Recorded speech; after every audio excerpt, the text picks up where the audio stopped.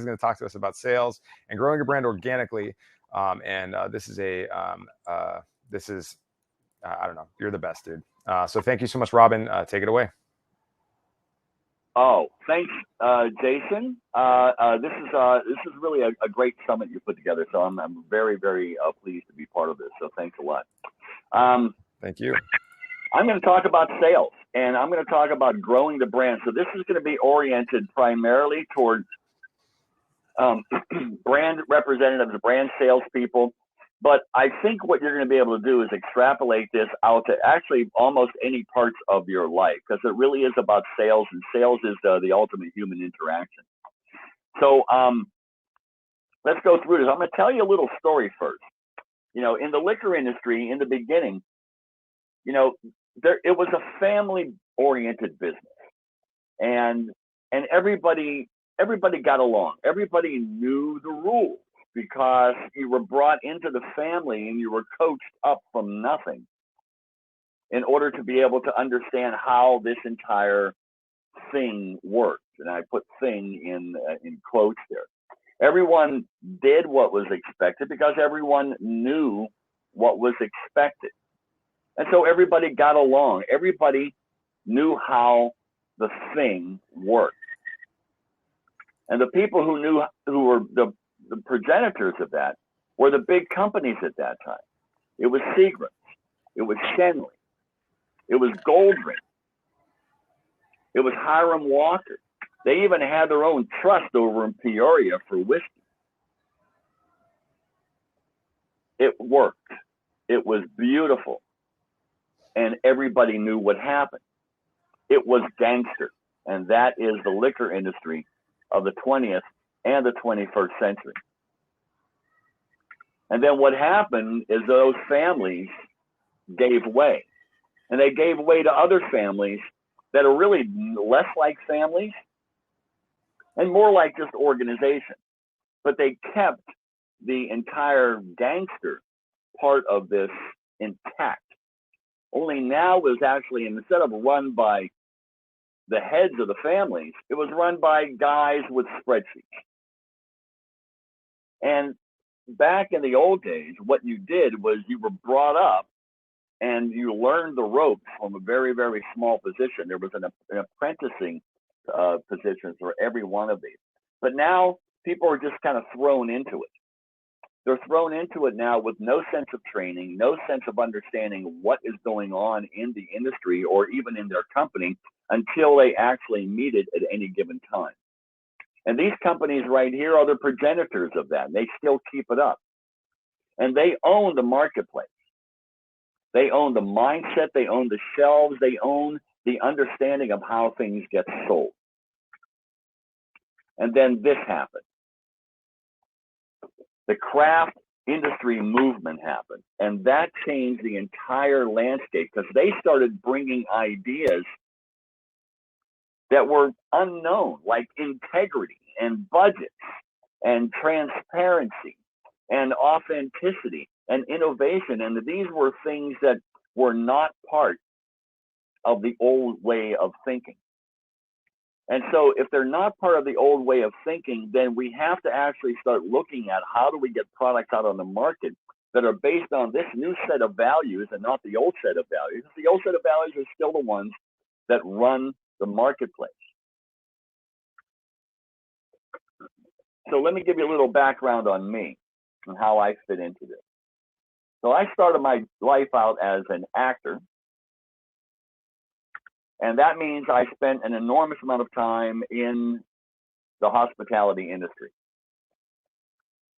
And at one point, I actually had to leave there and do something else as a support job. And I got my first sales job as a salesman for a mid-20th century office furniture company. And that chair in particular, I had to actually be able to talk about it for 5 minutes, not just features, but the benefits of what was called the secretarial chair at that time. That was my beginning in understanding exactly how sales was done, right? And then I got into the early computer days, and I started, temping with these early word processing machines called the Wang system that eventually gave way to the IBM systems and to where we're at right now. But what happened was, in reality, I kind of fell in love with this guy, and this was a bottle of single malt Scotch whiskey. This is back in the mid-1980s, and I had never tasted anything like this before in my life. I was absolutely flabbergasted and completely obsessed by it, but I did have to make a living, and I eventually left show business and got into technology industry, where I was an IT director for a number of years. And that's what led me into Silicon Valley. And when Silicon Valley is really that was my sales, that was really where I understood it, because the tech industry is completely far ahead of every other industry in terms of process, in terms of methodology. So all of the passion that I had on the street as an actor in the business of show business was now really codified in the years that I spent working for small Silicon Valley startups. We were selling, high-end, mission-critical business systems to Fortune 100 and Fortune 1000 and Fortune 500 companies.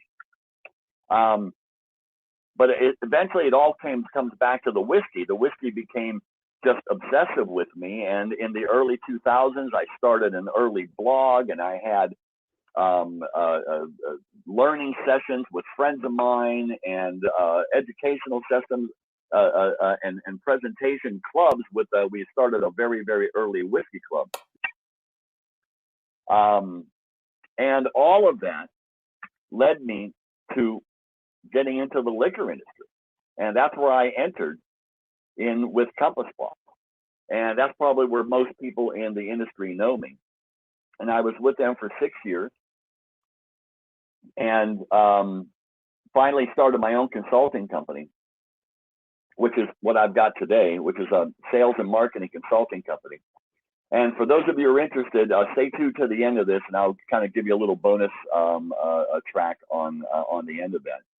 And that eventually led to, the next product I have out on the marketplace, which is my book, The Complete Whiskey Course, which is, another book on whiskey. Think about every one of these products. It's another product in a marketplace that doesn't need another product like it. There's 1,000 whiskey books out there. There are 1,000 brands, right?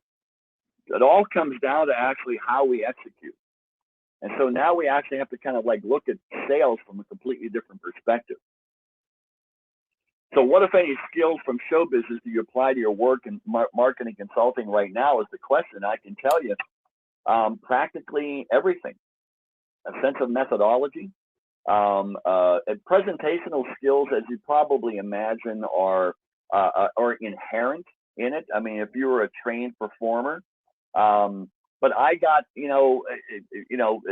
where I really learned how to present was actually in the tech industry. That's where you really learn how to hone. And that's pretty much what this entire presentation is all about. So it's really all about sales, and it's about understanding how sales works. And so I'm going to actually give you a definition of sales. And I don't care what industry that you're in. It could be the liquor industry. You could be selling perfume. You could be selling a commodity. You could be selling an idea, a service. It doesn't really matter.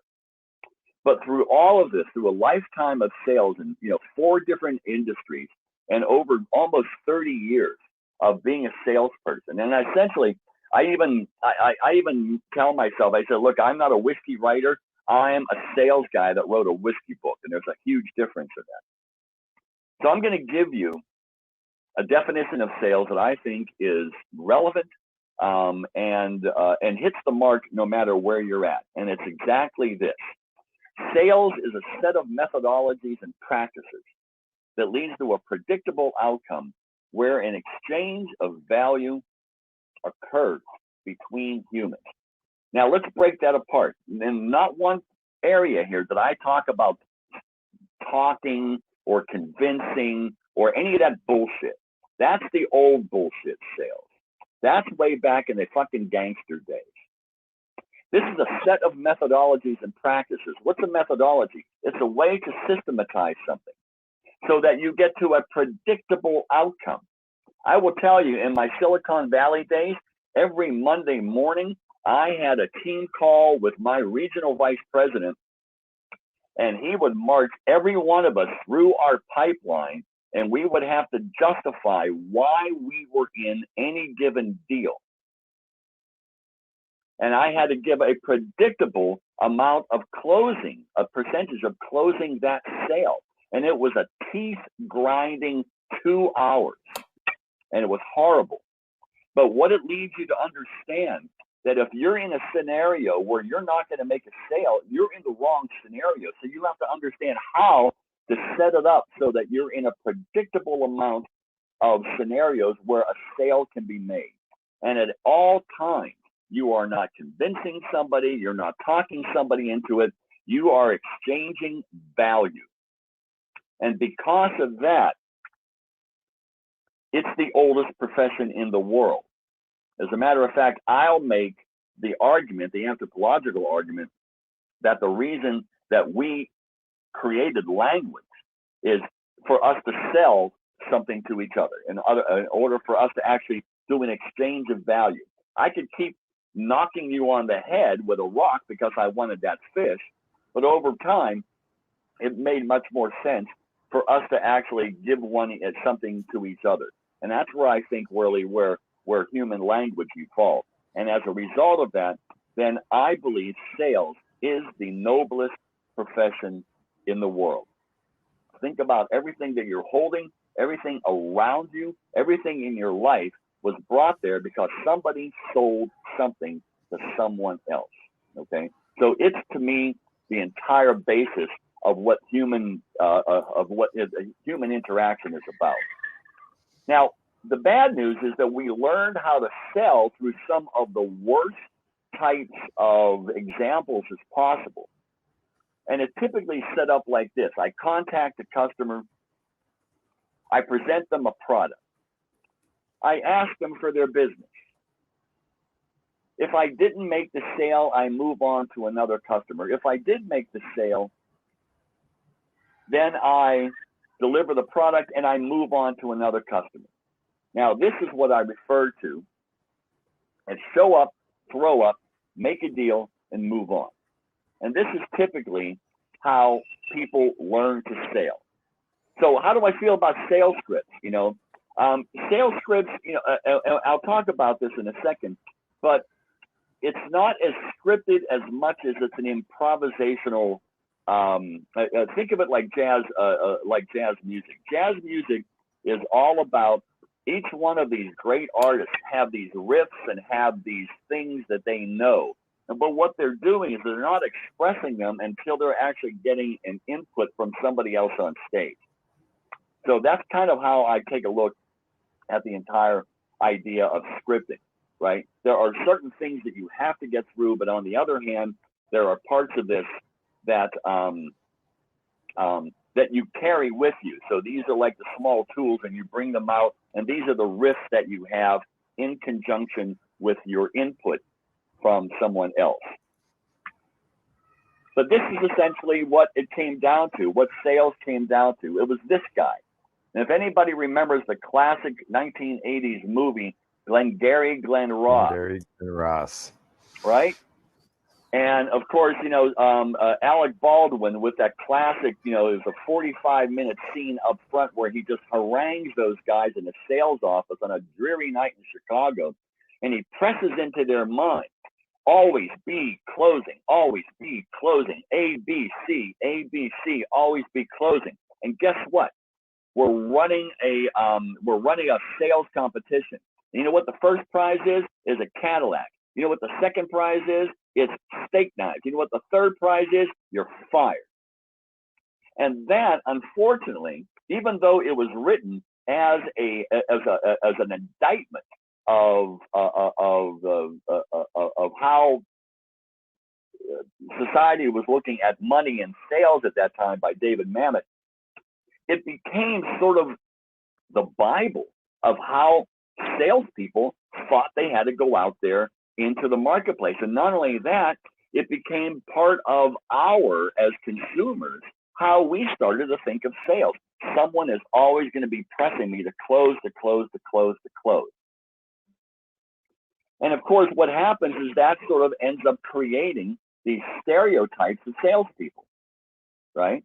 Now, it's either this guy here who is the sort of like, you know, the slimy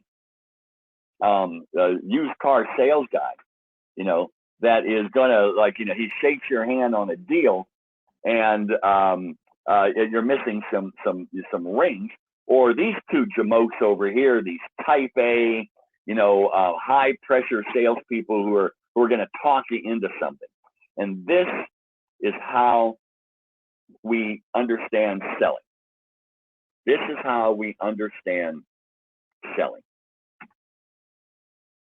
And to make it more complicated, here in the liquor industry, we have to navigate through the 3-tier system.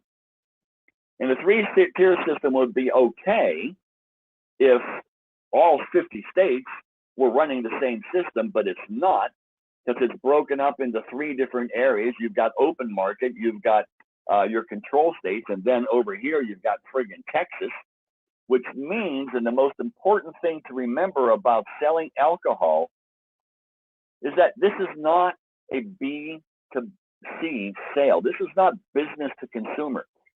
This is a business to business sale. This is B to B. And as a result of that, the whole understanding is always now about value.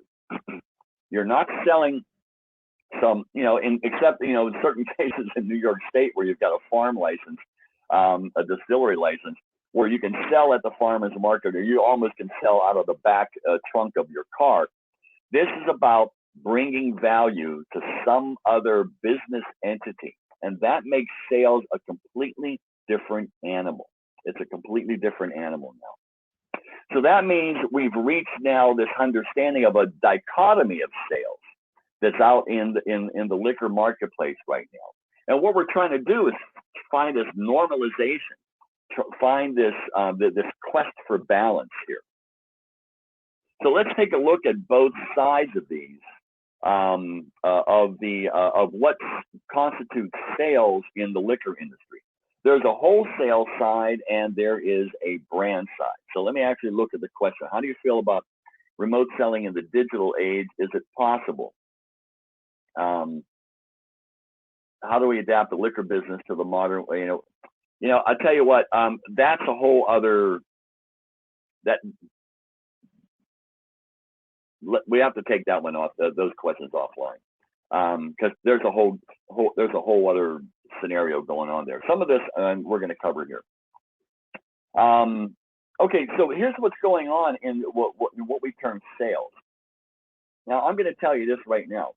Coming out of the highly processed environment of Silicon Valley, where I was doing deals for hundreds of thousands and maybe millions of dollars in a sales cycle that took anywhere between 3 months to, sometimes I had a sales cycle one now was 13 months for me to close the deal. It involves people's careers being on the line, an enormous amount of money, an enormous amount of resources inside of my company and also outside in the prospects company. And when I got into the liquor industry and I started working with salespeople, I was fucking appalled at what was called sales in the liquor industry. It was so retrograde. It was from another time period.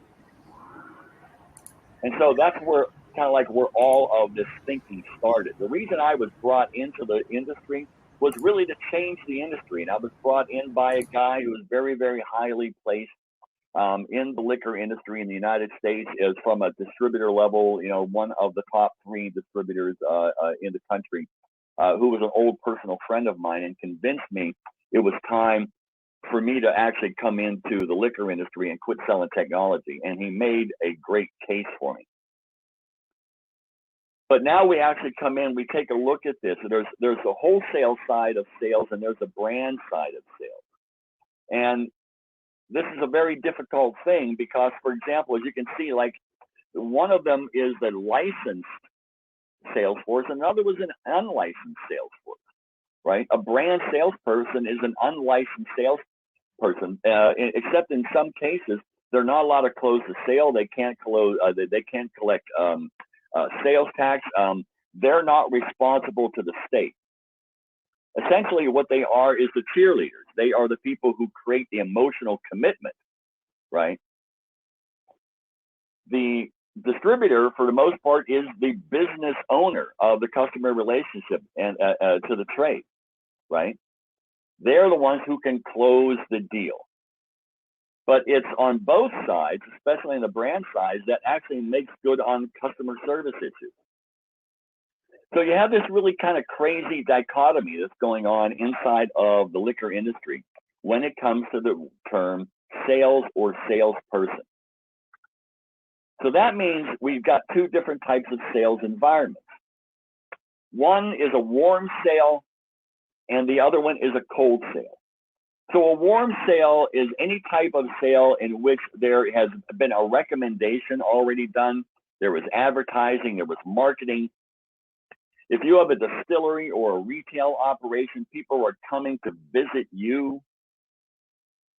People who are on the hunt for a specific type of product. Or there's an existing relationship between, for example, a root customer, or you've already made a placement in a retail or bar and you're now looking to extend the line. In all of those cases, the value of the product has already been proven, and this in sales is what's known as farming. So what you're doing is essentially you are nurturing an existing relationship. The seed is already put in the ground, and what you're doing now is essentially just helping it bloom, keeping it alive, and perhaps spreading it throughout the field. Now, there's another type of sale called a cold sale.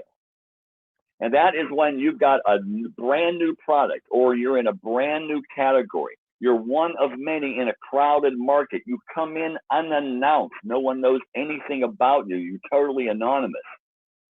You are there to actually work the pipeline. Out there in the top of the pipeline are all of the suspects. Your job is to whittle them down into prospects and then convert those prospects into customers. In each one of those cases, you are the one that has to prove the value. The proof of value is on you right now, and that's called hunting.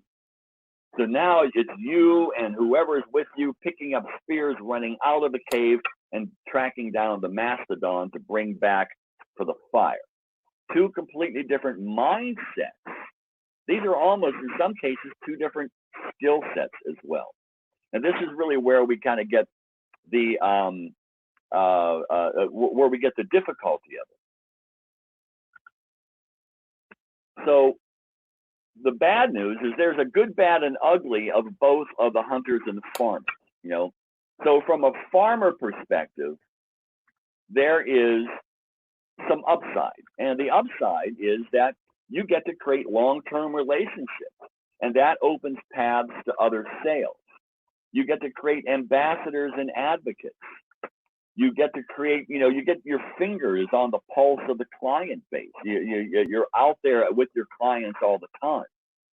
The bad news about being a farmer is sometimes you just get lazy because it's easy to look for the easiest course of action and just take relationships for granted. And every one of us has seen that played over and over and over in the marketplace. There's a hunter. The hunter has some upside as well. They find new customers. And as a result of finding new customers, they're always creating a sense of excitement about the brand. So all of the brand assets are always in their mind all the time because they're out there in a very, very competitive environment. As a result, they have a broader sense of the competitive environment and who's out there. They're the ones who are, you know, reading Mark Brown's email every morning, Shanken Daily every morning, Wine and Spirits Daily. They're always checking for the news out there because that's going to help them in their hunting capacity. They've got a downside as well. Although they do their homework, there's a chance of them becoming really arrogant. about caring only about the number, and that essentially having them become disengaged from the customer relationship. So how do you influence your own mindset going into a conversation, which is the question? I'm not exactly sure what that question, I'm not exactly sure how to answer that question. I'm not exactly sure what that means. Well, sometimes you get beat up, on a day of doing cold calls, walking into accounts, warming up bar stools. How do you prepare yourself for a cold encounter where you're like, where you're confident, you're happy, and you're releasing all the previous whatever happened in the last call? Like, is there a way that you use to influence your own mindset so you're positive and releasing the expectation of a sale and just coming from a place of service, or how does that work? All right, well, good. So you and I should actually work the room together, because that's exactly where we're going with this. So I'm going to address that in just a second. Okay, all right, I'll can it. Yeah. All right, here's really the answer. It's the new paradigm. This is the new paradigm of sales. This is how we get out of those old stereotypes of sales.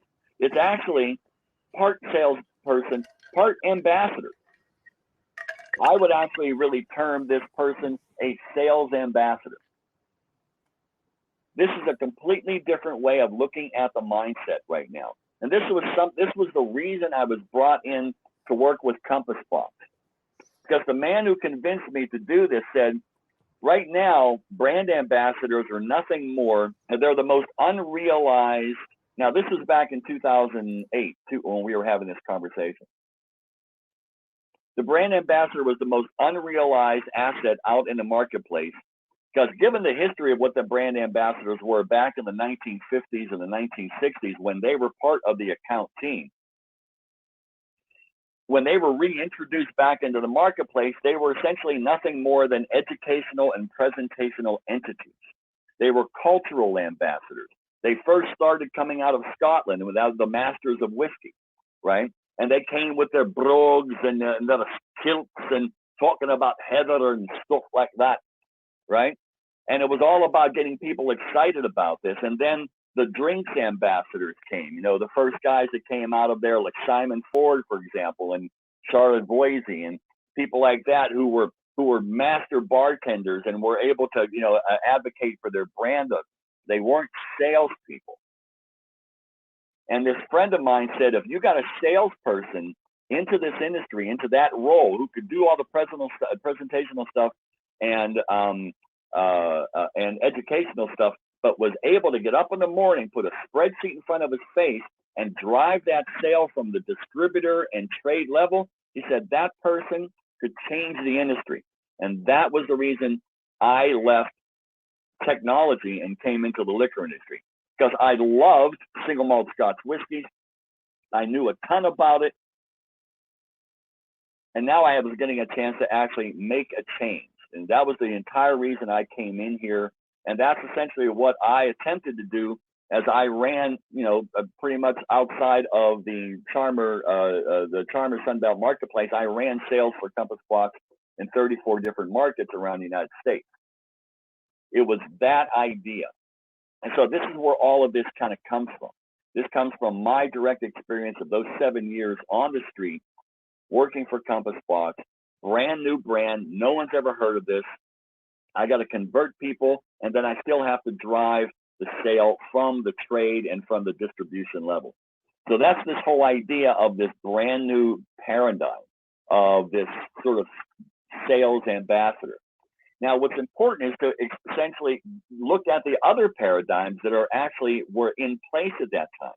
At that time, the thinking was you build a brand on premise and then you sell your volume off premise. We didn't even need COVID to actually have that disengaged. I saw that happening right when I hit the street. It used to be that the drink list was the only thing that counted. But as you and Jason, as well as anybody, how many times the drink list changed, right? They were changing almost on a weekly basis. unless you were actually selling to Applebee's, forget about the craft cocktail scene, right? So the drink list was irrelevant. All of the work that you did to actually get your drink on the drink list, and you got replaced because we're going to do an 80s theme next month, right? It doesn't work. Distribution drives don't work. This is exactly how Seagrams and everybody else used to put their stuff on the market. We're now going to program you. Every one of your salespeople is going to, next 3 months, we're going to get a 3-bottle placement on every shelf, and we're going to get, so many PODs on premise as well, right? And that points of distribution. Points of distribution. Thank you. And then, that was great when you were selling, 50,000 units of vodka, right? But when you're selling a small craft brand or a small production brand, it doesn't work at all. And then what we found out is that the big brands in that have destroyed. They've destroyed salespeople. This is the thinking that's inside right now, 10 years too late. But this is the thinking that's inside of every single distributorship in the United States. The big brands have destroyed salespeople because of the programming. They program salespeople to be order takers, not salespeople. So the art of sales has now been completely destroyed. And these are the 4 paradigms that are now in place. But the bad news, from a large distributorship perspective, think of these guys as big aircraft carriers on a small lake. It's absolutely impossible for them to pivot. It's very, very difficult for them because they have to keep moving forward. Think of the overhead. Think of what they do, all the warehouses, all the people, all of the lights have to be on, all the telephone systems that have to be paid for on a monthly basis. Practically impossible to make that change. And that's where all of the hand sell items, the proliferation of craft brands that have created a craft scenario from all over the world. We're getting spirits from all over the world we've never seen before. And these are all small hand sell items. These are the small little boats that can pivot and are eating around the edges of the big brands and the big distributors and forcing change. But in order to do that, you got to know how to sell. You have to know how to sell. And so we start looking at 2 different paradigms now. And the paradigms are really based on how we spend our time. It's very simple. I've got so much time in my life. I've got so much time in a year, in a month, in a quarter, in a week, and in a day. How do I best use that time? Here's the old paradigm. This is how it was thought of from a sales perspective. This is any given amount of time that I'm spending. Let's just say this is the time I'm spending at an account. The first thing I do is I spend time on my approach. That is all of the things that the data gathering, the information gathering that I learn about the account before I even encounter them. The second thing is I'm going to spend some time in servicing that account. So let's say, for example, if they are an account, which means they have a product of mine in there, I'm going to be doing a service check. Was the last delivery done? How are things going right here? Is it selling? Something like that.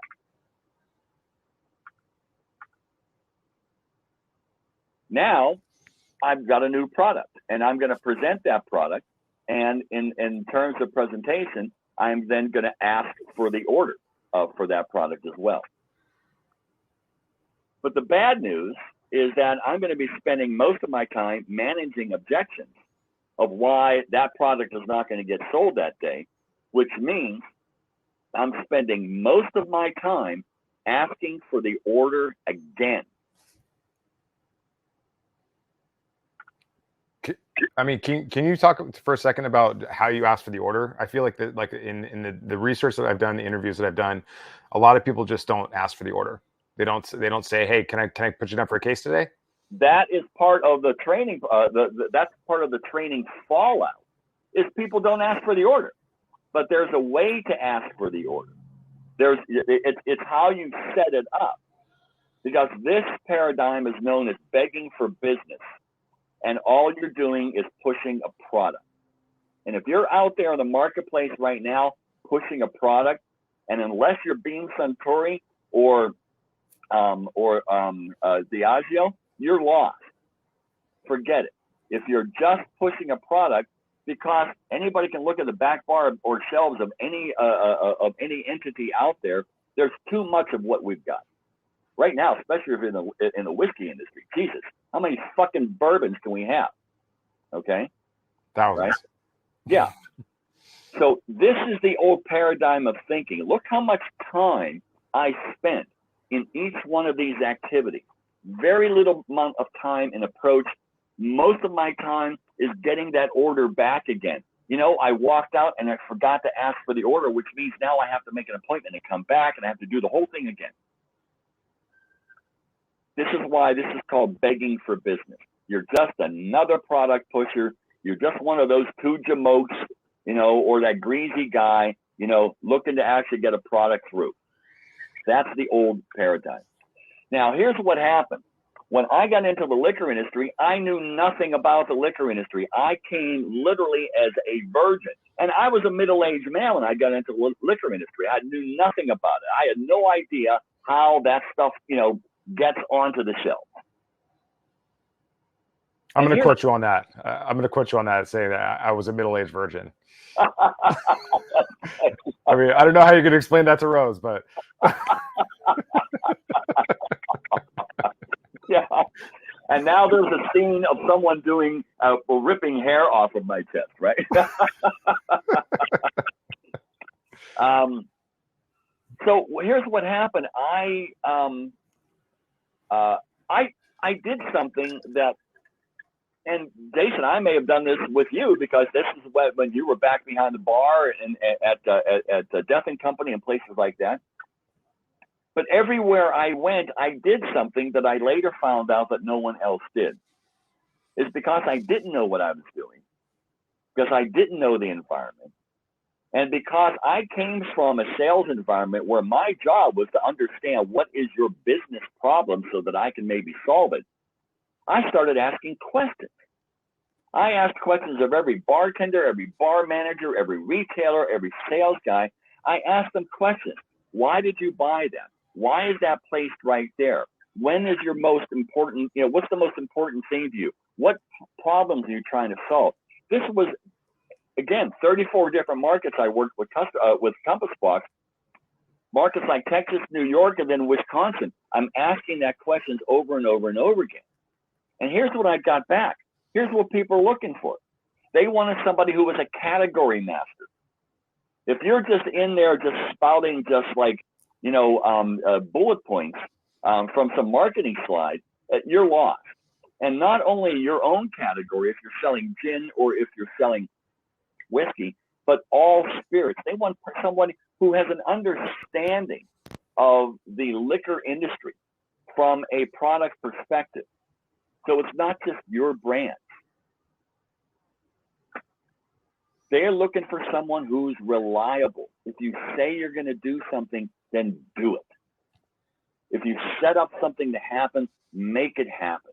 You know how much unreliability is in the liquor industry? It's not. It's at joke level. Well, the suppliers classically blame the buyers, and the buyers classically blame the suppliers. Exactly. You know, that they're both unreliable, unpredictable, you know, inconsistent. That it's precisely that. And we can go down a rabbit hole on that with like with the introduction of these large ERP systems that manage the supply chain, like it's enterprise resource planning. Yeah, right. Enterprise resource planning, which manages every aspect of the supply chain. I will tell you, that was my first introduction to the liquor industry, because when I was with PeopleSoft, I led an ERP sales intervention into the Charmer Sunbelt industry and lost. That was a $1.8 million deal. I fucking lost to SAP. Ouch. Right? Yeah. Oh yeah, that hurt. Right? But that's how I learned, you know, how the weirdness of the liquor industry, you know, from a process perspective. Right? But the imposition of those SAP systems every one of those companies, and we know the big one, it's got a whole bunch of letters in its name, right? They are hurting right now. They are hurting right now because that imposition of that SAP system, which is running their supply chain, it's every dystopian fantasy in the world actually taking place right now. You know. So did they just not predict the scale of it, or is it just such a complex supply chain that they couldn't possibly predict it?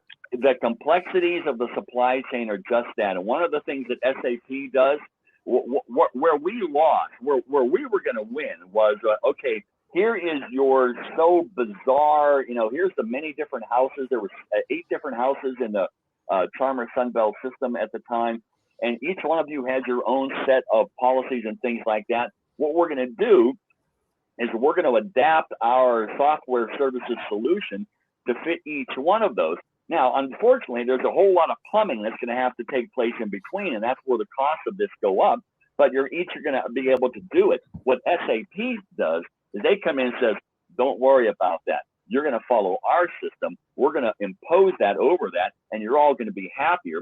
Because from an executive level, essentially what you're going to get is one view of all of your business in one dashboard. You're going to see it all, 360-degree view, right?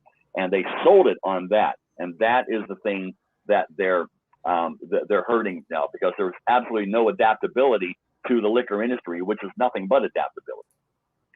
That's the one thing that the Seagrams guys and the national guys had back in the 20th century. It was complete adaptability, and that's the one thing that we lost, that in the training aspect.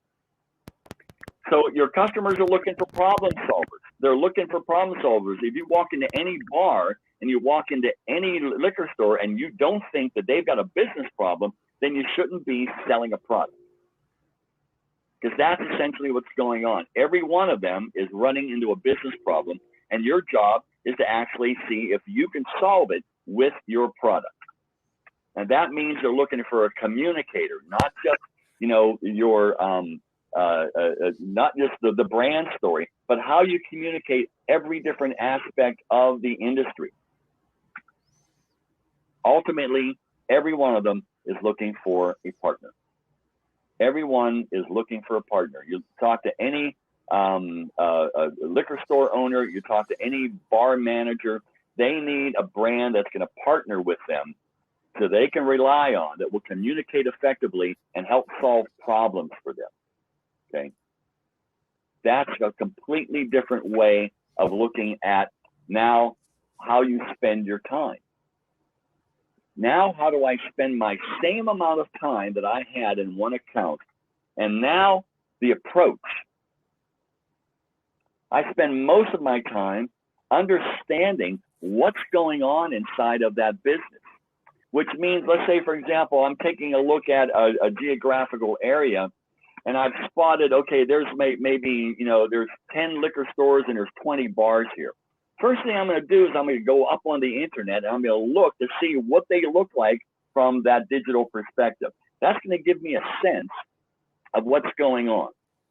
Then I'm going to actually see if I've got any industry contacts, if anyone else has had any type of interactions with these people, who are the, and what can I actually get back from that? Then I'm going to do a survey. I'm going to actually, if I've got the time, I'm going to do a survey. I'm going to walk that store. I'm going to visit that bar anonymously. And essentially, that's where the middle-aged guy really kind of worked out in all of the cocktail bars around the United States. Because here's the middle-aged guy sitting at the bar by himself. That I'm essentially, for most places, I was invisible.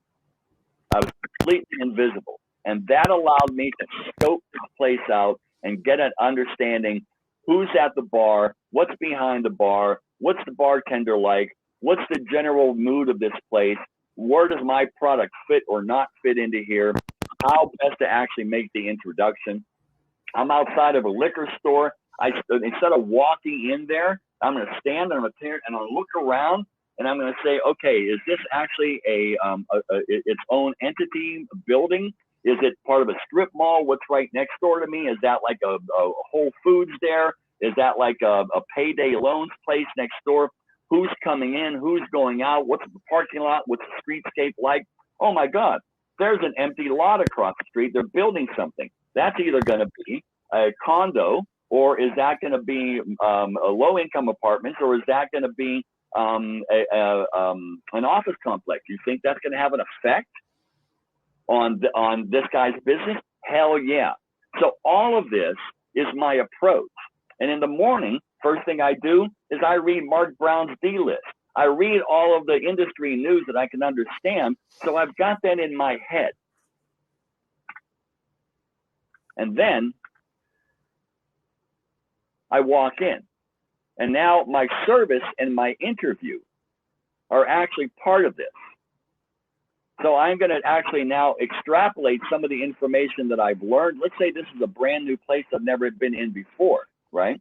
I've walked the aisles. I've noticed, oh, this is going on over here. This is going on over here. I've been in the bar. I've seen, okay, he's actually pulling this stuff out of the speed rack versus this stuff, which is on the back bar.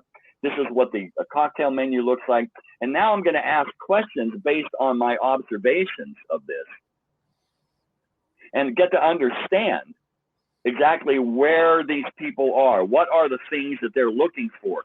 You know, based on the observations of both my approach and my in-store or in-bar interview and service aspect. It's at that point that I'm not going to actually pull a product out. I'm going to offer a solution. I'm going to offer a solution, because that's essentially what my product is. My product is a solution to a business problem that they have, that I have started to uncover from my approach to my service to my interview perspective. And now I think I may have something that fills that rack that actually can work right there. This does something here. This has a unique aspect. Now I'm going to go into the parts of the, remember, like I said, I spent 5 minutes talking about a fucking chair, right? 5 minutes about a fucking chair. You know how much? You know what that seat was made out of? It was made out of 3-ply foam, densest on the bottom, middle density, and light density. Why is that important? Because secretaries at that time spent most of their time sitting in that chair, and what happened was it would start actually just cutting off their circulation. This is actually would prevent that. So those are the benefits. Now, it's not the fact, oh, it's not that, it's char 4. Who the fuck cares about your fucking char 4? Fuck that, right? Classic quote. Nobody cares about your fucking char. Who cares about your fucking char, right? Or am I at the fucking distillery? No. What does that mean for me? What does that mean for this drink? What does that mean for, a variation in taste perspective that's going to do, right? That's the solution. When I used to work with, here, look at this.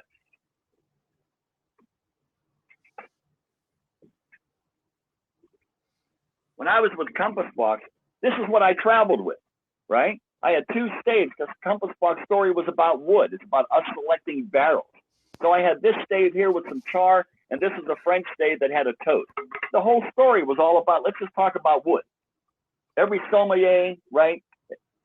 So that by time I pulled the bottle out of the bag, it was sold. And then I asked for the order. Now look at how I've reset the time perspective on this. I've reset the time perspective on this. Does this work in every scenario? Absolutely not, right? But this is the time frame for looking at sales now in a different perspective than just pushing product, because this is consulting. This is being the business partner that every one of them are looking for, the communicator, the problem solver. This is a completely different way of looking at sales. Sales is the ultimate service. The first thing I do when I sit with a client, and I'll tell you more about my clients toward the end here, is I have them hold up their product, their bottle to me, and I ask them, why do you have that? What's the value of that? Oh, I want people to taste this, or because it's, no, fuck that. The only reason you have that is to make someone else money. The only reason that product exists is to make someone else money. We are in a 3-tier system. If you don't get it past the first 2 tiers, you ain't getting to the customer. So they have to have the essentially the essential nesses, if you will, from a marketing speak. But they have to understand what's the value in it for them. So you have to constantly show value. And so now it's really not ABC anymore, is it? It's not always be closing. No, it's not. What it is that it's ABV. It's always bring value. Always bring value. Always bring value. So that is now the new credo, right, for sales. We are in a time of the hand sale. You know, everything short of Tito's and Bullet has to be hand sold. So it's pretty simple, right? Sales is simple. There's only three things you have to do, right? You got to plan, you got to work the plan, and then you have to assess the plan. And this is the execution of sales, and this is where people fall down. In the planning phase, I am assembling all my tools, and it's not just my samples in a bag, right? I have to do my homework. I have to make my appointments. The second part is the most difficult, because what happens now in an age where our entire lives are actually being mandated by this thing is that we're constantly chasing the bright, shiny object. We're looking at things opportunistically as opposed to a plan. So with a plan, I have to create the plan based on my experience. I have to do a follow through. I have to do the follow up, and yet I have to allow for flexibility because we are dealing with people. And we're dealing with people, you have to allow wiggle room in there. But that doesn't mean that knocks me off my plan. The plan has to be in place. And then at the end of the week, at the end of the month, at the end of the quarter, at the end of the year, I have to learn how to cold-bloodedly assess my plan. What went right? What went wrong? What do I change? What do I keep? What did I learn? This is the Saturday. This is the Saturday afternoon realization. This is the end of the month realization, end of the quarter, end of the year. I have to look at it from that perspective. I planned it. I worked the plan. Now I've got to assess the plan, and I've got to be tough. And in order to do that, we've now established all these different types of what we now call customer relationship management. So here's the fun part. This is the stuff that I sold when I was in Silicon Valley. I was with the very, very first companies that created the thing that eventually we now call CRM. It used to be called Customer Asset Management, CAM, and then Gartner changed it to CRM. But the whole idea is that you get one view of your customer. So if I'm in a larger company, marketing, sales, and service all have to see the company from the customer from the same prism, what we call 360-degree view. Now, these are out in various elements. There are small ones, there are large ones, but quite honestly, if you put together a good Excel spreadsheet and put it up on Dropbox, that is CRM. All it is just a tool to help you coordinate all of your activities in a very, very complex sales environment. Here's an example out there. This is not an endorsement, but this is one that I've come across. A lot of companies use this. It's called Karma. I see a lot of things that are wrong with it. Most people that I've talked to hate it. And the reason they hate it because it probably was not implemented correctly. And the reason it wasn't implemented correctly is because Karma sold it to the company telling them, don't worry about a sales process.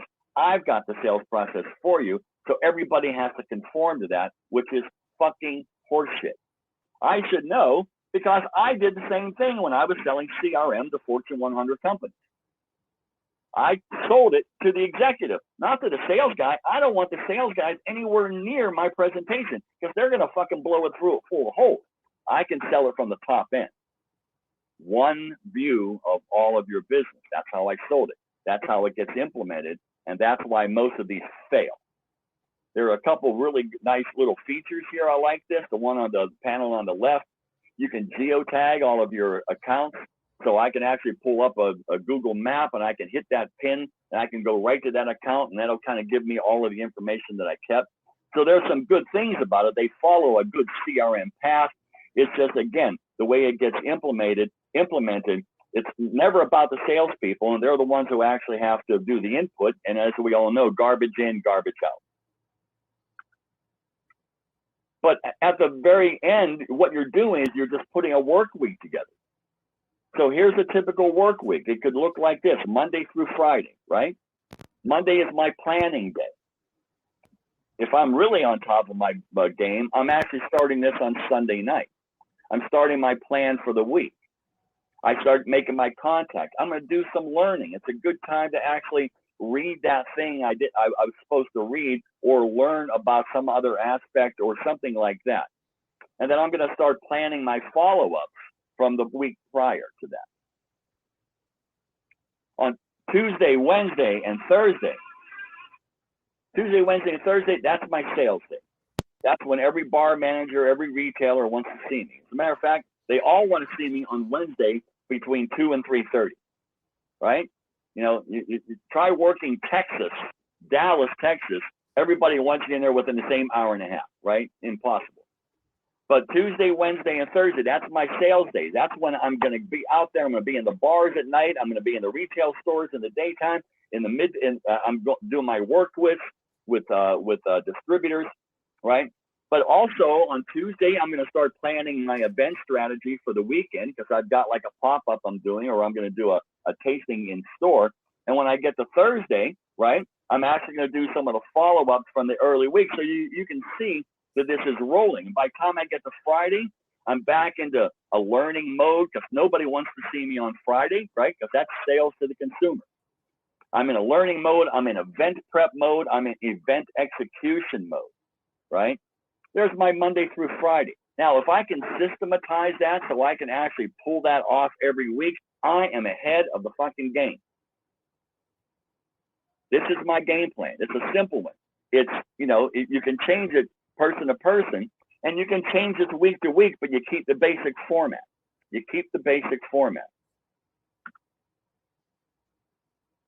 One of the most powerful tools that every salesperson has is the story. And the story goes back, if anybody has ever heard of Joseph Campbell, he wrote a magnificent a book called The Power of the Myth and the Hero's Journey. And he was a professor of mythology at Sarah Lawrence College. And you can catch some of his stuff up on YouTube, but he was brilliant in understanding how mythology has shaped our lives and shaped our civilizations all through time, through every culture on earth, through every civilization on earth. Everybody follows a sort of a mythological path. Even people who aren't people, right, follow a mythological path. And it has led us to this, the most powerful myth ever written since the Greeks, which was Star Wars. And Star Wars contains every element of universal mythology. It's a young innocent, and something happens that brings this person out of their innocence, and then they go on a journey. And through that journey, they meet all of these people, and then they find either both the antagonist and also their mentor. And they brings them to a whole other point in their life in which they are able to make an effect and make a change, and that brings them back home where there's a reunification. Greeks, Christianity, money, every play, every drama follows the exact same thing. Every story at your family's kitchen table follows the exact same thing. This is what brand stories are made up of. But they have to fit into a selling paradigm. And when we think about this right now, I call it the millennial buying paradigm, because the millennials are the ones who are actually in charge of right now of the sort of like the whole purchasing and sales system. It's their time. It's passed from the boomers. It's now transitioning from Gen X. In the millennials, we're starting to get some Gen Z people in there. The first thing you do is you start out with your brand narrative. And your brand narrative is a complex art, just the way that Aristotle had created it 5,000 years ago. It's got a beginning, it's got a middle, it's got an end. There are multiple stories within the narrative, because I ask people, tell me your whole life in one story, and no one can do it. Well, because your life's so complex, so is your brand. And each one of those stories is a window into a large room, and different people like to walk in through different windows. It's open-ended, so it doesn't have a finale yet, right? And it becomes the ethos or the heart of your brand. This is the truth. This is the real truth of the brand. And now you actually have to match that to the zeitgeist. So what is the zeitgeist? The zeitgeist is a word that the Germans created after World War I to explain to themselves, what the fuck just happened, right? We went through this completely mechanized war. We've had millions of people die, right? All of this political turmoil that happened. And so they created this word zeitgeist, which means what is the spirit of the time? And if you look at the spirit of the time today, these are the words that you see: fragmented, anxious, polarized, angry, baffled. This is the current zeitgeist. But here's the good news. Just from a consumer perspective, when we live in a consumer culture, consumers are looking to solve that zeitgeist. They're looking to relieve that fragmented, anxious, polarized, angry, baffled thing that they can feel, but they can't touch. And so the consumers solve that with this. They're looking for things that are authentic. They're looking for transparency. They're looking for things that have a social conscience, that have a sense of local, crafted, artisan, and user-friendly. So if your brand's narrative can meet the current zeitgeist, then you create the customer experience. And the customer experience is all of that based on this element of knowledge, because for the first time in the history of mankind, we have all of the world's knowledge at our fingertips. And so this has changed, our epistemology. So this becomes the part of the brand's narrative, the brand's story that has to be in every part of this. And here's why it's important, because what does it do to your brain? This is what happens to your brain when someone tells a story. The first thing is called neural coupling. So it activates a part of the brain that allows the listener to turn the story into their own ideas and experience. And you know this is true because you've been brought into that yourself.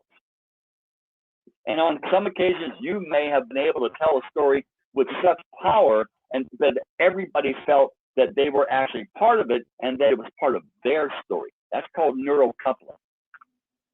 The second part is mirroring. So what happens if you tell that same story and you're telling an effective story with a bunch of people, there literally is a sense of mirroring in all of their brains where they're all experiencing the same thing with each other in conjunction with the speaker.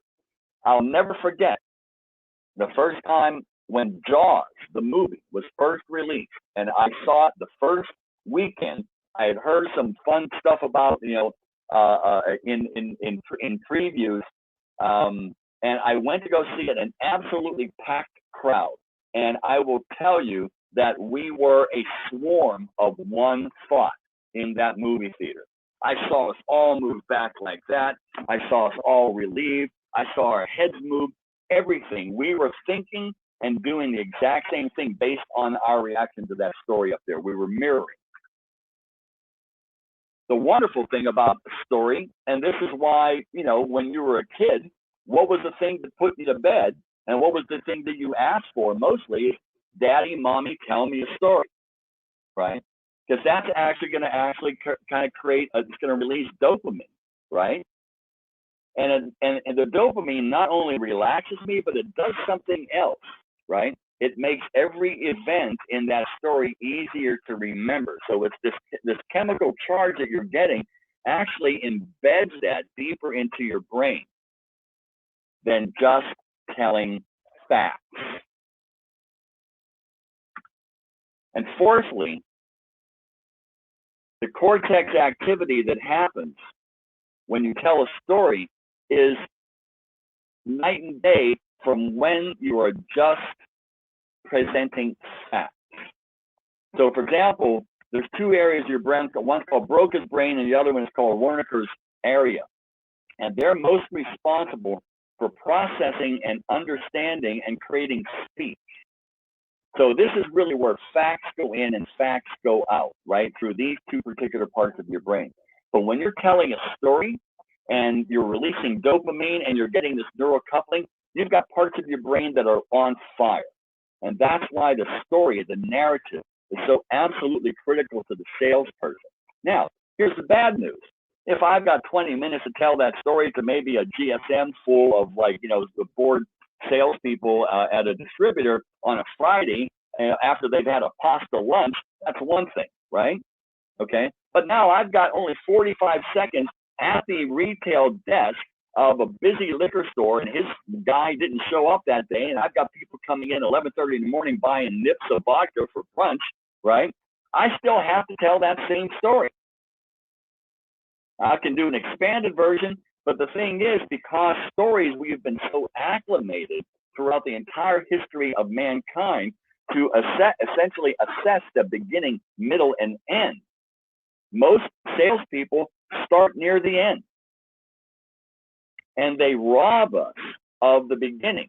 Now you have to adapt that to the scenario, but that's most important. It has to be a story, not just a succession of facts. That's why I say, fuck you in your char number 4. Okay. So that's really where sales grabs the story, the narrative, and makes it an effective sales tool. Because remember, this is our critical path, right? Our critical path is distributor first, trade second, and we keep these people, the consumers, on the back of their head. I always tell my brands, this is how you know you're a brand when you can pass the North Dakota test, where your bottle is sitting on a liquor shelf in some store in North Dakota, and some person has an emotional identity with it. That's a brand. And here's an example. I was working for a software company called Right Now Technologies. It was a leading CRM company. They were based in Bozeman, Montana, of all places. And I had just closed a deal for us here in New York City. It was a nice deal.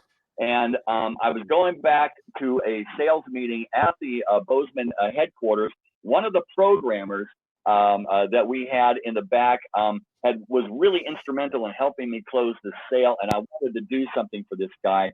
So I stopped at a liquor store going into downtown Bozeman from the airport, and for the first time, I saw a brand that I'd been reading about for years. You know who that brand was? It was Tito's. And what happened was, starting in the 1990s, every Friday in the New York Times, when you open up the front section of the New York Times and you're going through it, on the left-hand page, on the bottom right corner, it was the same ad. And he was probably doing it in Los Angeles and Chicago and Boston and everywhere else. And the ad always said the same thing. Hi, my name's Tito Beverage. I'm making vodka in Austin, Texas, the way they make whiskey in Scotland in copper pot stills. I hope you'll buy a bottle, signed Tito. And I saw that week, and I wasn't a vodka drinker, but I saw that week after week after week after week after week. And finally, years later, I picked this bottle up. I said, oh, here's that Tito stuff. And I took it to that guy, and it was if I had handed him a 50-year-old cognac. That's a brand. That is a brand. And you can see the long narrative arc that it took for him to get that way. You're also dealing with people. You have to have a strategy for people. You've got happy people. People are happy all the time. You know what my strategy is? I want to find out why that person's happy. What makes them happy? Because here's what I don't want to do. I don't want to be the guy that makes them unhappy. You've got the worried person always there. You got the person that's always sucking up knowledge. You also have absent owners that, you know, they're the ones making the decisions, right? But you're not going to touch them. You've got the one person who's like a blank face. They give you nothing, right? It's like you don't want to play Texas Hold'em with these people. You got somebody who's angry and pissed off all the time, somebody who's worrying all the time, somebody who's a shithead all the time. You have to have a strategy for these people. This is how I'm going to end this. I'm going to tell you a story. It's not my story. It's somebody else's story. It's a guy named Jerry Leininger. And when I first was introduced to him, I was introduced to him by all of his accomplishments. He had an MSSM, so he had a master's in social planning. That wasn't enough for him, so he got a master's in public health. That really wasn't enough for him, so he ended up becoming a MD, an actual doctor, and he worked in the emergency rooms of downtown Detroit during the 1968 riots, okay? And that wasn't enough for him because then he ended up getting a PhD in some sort of like astrophysics, and that wasn't enough for him because he was also a captain in the Air Force, and that wasn't enough for him because he was a fucking astronaut. And he was an astronaut on this thing, which was the International Space Station.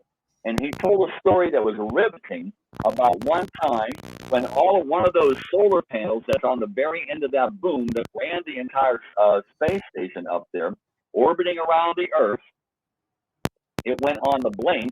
And so they set the shuttle up with an extra solar panel, and he was elected to go out there and replace it. Now, all of the astronauts, and he's up there with cosmonauts from Russia, and he's the first American to actually wear a cosmonaut suit. They're all trained many, many hours for spacewalking and all of these things, and how to actually do repairs. And so, very confidently, but with some, trepidation, of course, he leaves the cargo bay, and he's got a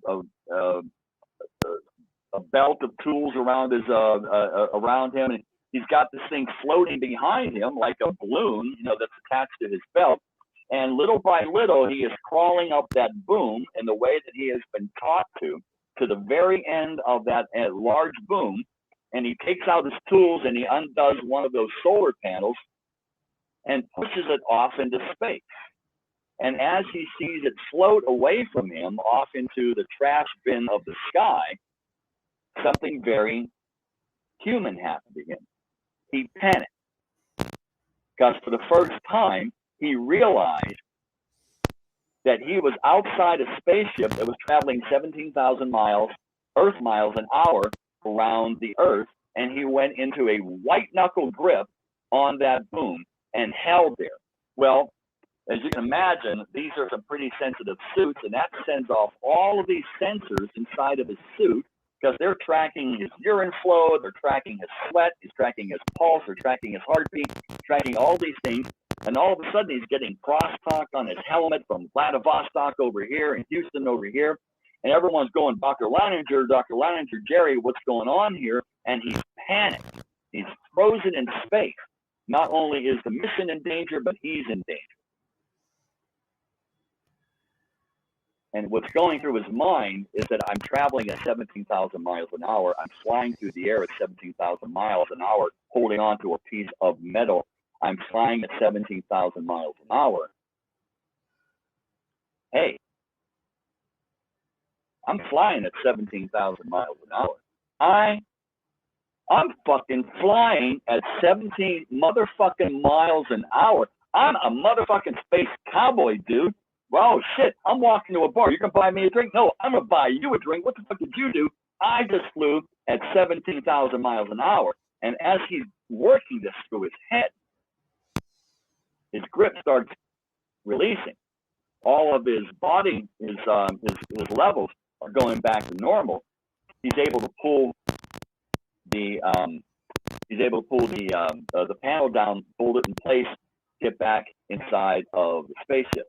Now, what he went through is something that I learned as an actor, because what I learned as an actor, as a trained under a methodology, is that we are the only beings on Earth that can trick our nervous system into reacting to something that doesn't exist.